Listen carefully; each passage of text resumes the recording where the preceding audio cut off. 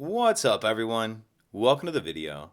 Today we're going to take a look at how to replace the battery in this Cadillac Escalade remote key fob.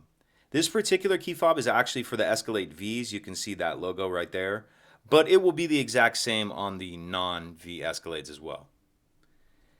This Escalade key fob is going to use replacement battery CR2450, and I'll put a link in the description box of this video. It's where you can find these replacement batteries if you're in need. The first thing I'm going to do is grab my key fob and remove the emergency key that's in the bottom of it. That's done by pressing this button on the side of the fob that my finger's on, and then the emergency key will slide out like that.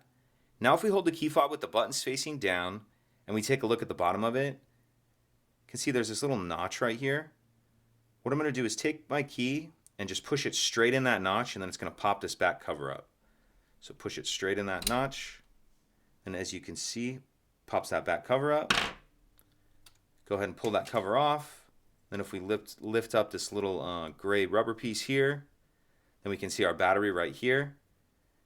And for this part, what I like to do is just grab a small flathead screwdriver. You can get onto the edge of the battery and get it out of that holder. You may be able to get that out with your fingernail, but I like to use a flathead screwdriver. Now we'll grab our new replacement battery, and you want to make sure that you're installing your new battery with the plus side up, positive side up. And I'm going to tuck this edge in first right here, like that, and then snap it down into place.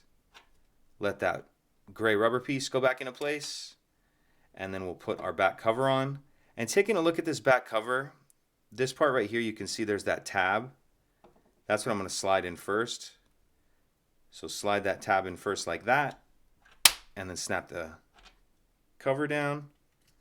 Slide the emergency key back in, and that's it. If you could take a second to like and subscribe, it helps us out, and I'd appreciate it. Thank you.